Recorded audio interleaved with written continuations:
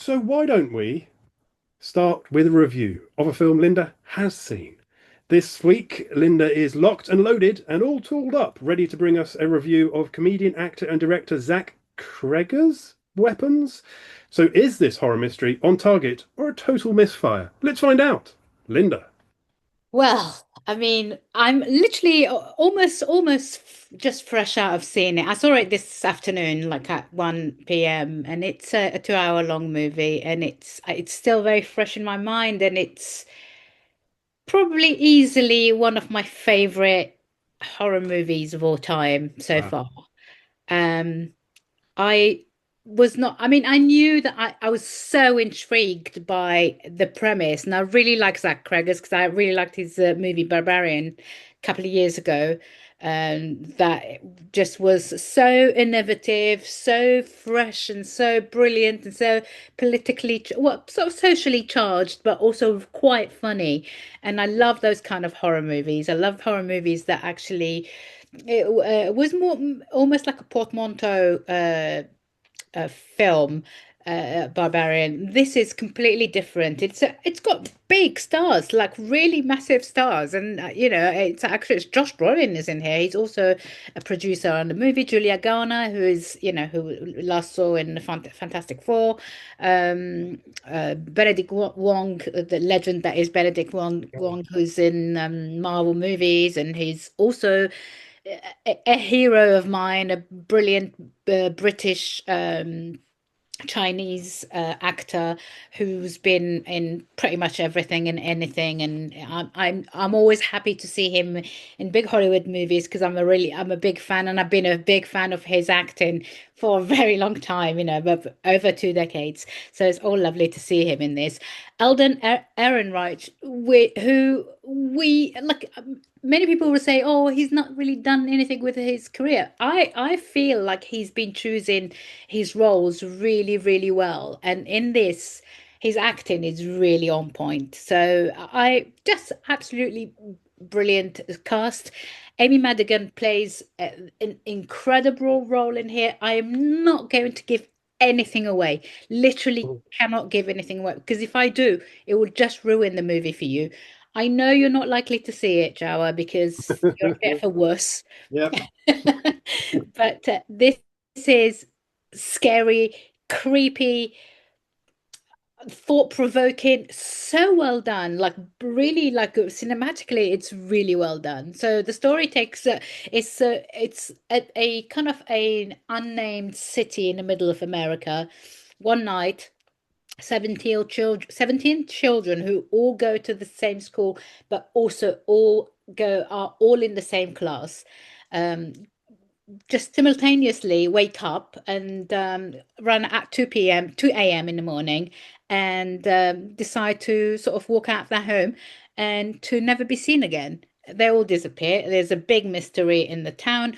Obviously, there's a lot of anger. The parents want to know what happened to their children, and because of it, they start accusing the kids teacher, who is played by Julia Garner, Justine Gandy, who is a very troubled young woman. She drinks a bit too much. She has issues. She's sleeping with a married man or with an engaged man who's about to be married.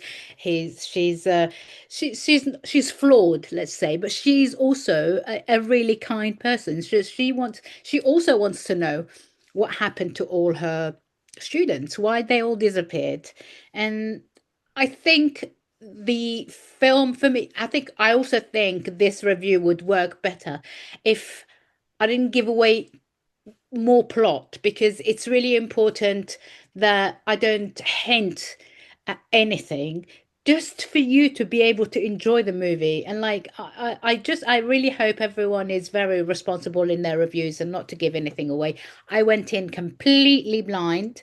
I'd watched one trailer for it, and I'd been on tenterhooks for ever since. And I was just being like, I've been like, oh my God, just give me this movie already. I just want to know what's happening in it. And so yeah, I think it's better that you don't know anything about it. It's better, and it's got like different, it goes by different paces, and it's cut in chapters, and Mm. each chapter, I think he did that in Barbarian as well. Each chapter is told from the point of view of a different character, almost like a Rashomon type thing. um uh I just loved this movie. It's horrific in parts. Mm. It's also extremely well performed by Julia Garner, Josh Brolin, who's an incredible actor again, Alden Ehrenreich, who as I say, has, for me, I don't care what people say that he's not really made it that big. I feel like he is the kind of actor. He is another Josh Brolin, I feel like he's someone who's, as I said earlier, chosen his role really carefully, and there is no shame in that, and there's no shame in having a slow career rather than like a career that's stratospheric and then that goes nowhere. So it's always lovely to see him in things. Yeah, brilliant direction, brilliant writing by Zach Cregger. I just cannot believe that one person can have these ideas, all these ideas. It's funny, it's intriguing, it's uh, absolutely horrifying, and it feeds into all our biggest fears of the unknown. And it's so well done. It's brilliant. Yeah, I have nothing else I want to say really about this. I just think like it's definitely my film of the week, and it's a 5 star out of 5. Wow. Um, yeah, I fantastic movie, another brilliant movie from Cregger's. I just, I think he's going very far, and I think, I some people might sort of compare it to Hereditary or to Midsummer, which are both absolutely brilliant films. I feel like it's a film of, I think it's got better, like the maturity in writing is actually better than those movies. But then again, like I also gave those movies 5 stars. So I think I'm just happy there are Hollywood, young directors in Hollywood writing such brilliant horrors that are not just about the gore. There's tons of gore in this, don't get me wrong. There's some horrific stuff that happens, but I feel like it's always nice to see young directors working with these kind of subjects and sort of knowing where to take it to the sort of humor side and knowing where to take it into the serious side. It's really well done. It's brilliant. Yeah. That's it. I have nothing more to say. Well, that's kind of good because for me, obviously, the more you said, the less I wanted to see it. But because, as you say, Sorry. I am Sorry. a giant wuss. So, but it sounds amazing. Maybe I'll yeah, find someone to hold my hand I think and you watch should go. I think you should go see it. It starts very slow, and then it gets okay. I can't really say anything. Oh, so I might make the first 30 minutes and then I can just go and run and hide in the No, bathroom. no, and then barking dog in the background. So, yeah, no, it's look, you feel free to close your eyes at the horrible stuff, but it's so intriguing that it's gonna make you sit there and wait for the twist because there is a Yeah. giant twist. So, The concept's very intriguing. There's something nagging at the back of my brain about the this idea of children disappearing in the night, but yeah. I can't quite pin it at the moment. But yeah, yeah, it does sound very familiar. It's a hell of a premise, isn't it? It's Yeah, like, wow. I mean, like if you gave that as an elevator pitch to someone, they'll just go, yeah, write me that script straight away because there is something about that premise. There's something about children disappearing, like it's creepy. It's like, yeah, yeah, absolutely. So it's an original story. yeah, yeah. Yeah. Yeah, yeah. Wow, okay. Because I That's mean, why I'm impressed with it. it's got a sort of vibe of Stephen King about it. Yeah, it does. Yeah. Really, yeah.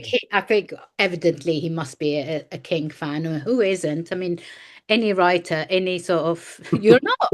Oh, really? Oh, I'm a No, big not really. Well, fan. Oh no, I'm a big fan of King.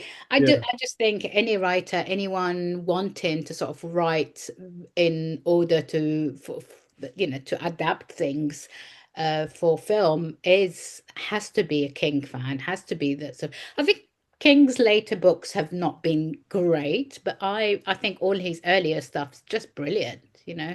Right. Mm. I will have to give him more of a chance.